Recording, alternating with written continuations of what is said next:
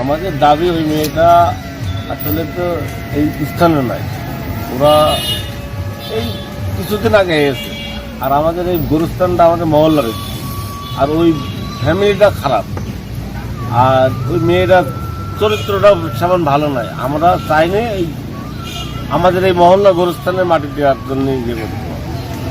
এটাই আমাদের সবচেয়ে বড় কথা। তার স্বামীর বাড়ি আছে, তার আর একটা বাপের বাড়ি আছে এই ওই পাড়ায়।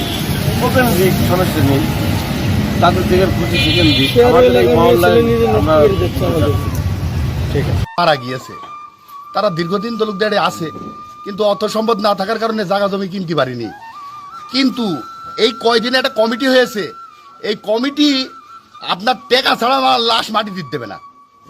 এর আগেও ছিল, তারা এই ধরনের ছিল না, কিন্তু এরা তো গোরস্থানের নামে দোকান খুলে বসে রয়েছে।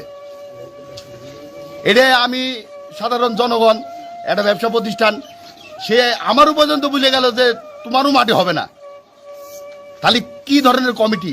সম্ভব আমাদের এলাকার না, বুঝছেন, স্থানীয় না, যে সে যেখানে মারা গিয়েছে তার স্বামী সে সেখানেও রাখেনি।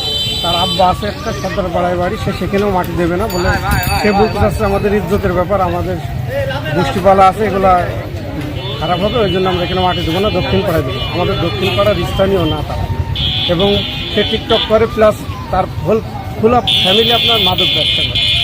তাদেরকে যদি আমরা সমাজের লোক বলতে যাই, তারা শহরের মস্তান নিয়ে আমাদের মারতে দেয়, বিভিন্ন রকম হুমকি ধমকি দেয়।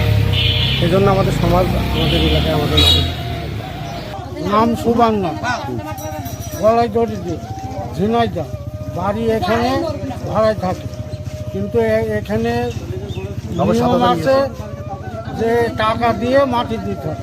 তো 7,500 টাকা চেয়েছে, তারা বিকাশ করছে 7,000 টাকা পাঠিয়েছে, এখন বলছে যে মাটি দিতে হবে।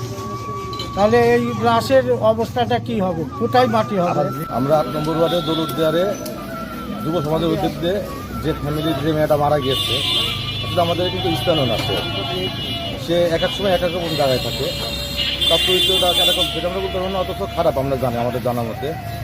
যে আমরা চাচ্ছি আমাদের পারিবারিক বা আমাদের যে 8 নম্বর ওয়ার্ডের যে গোরস্থান কবরস্থান আমাদের সবাই জনগণের, সে এখানে তো অবৈধ এক কথাই।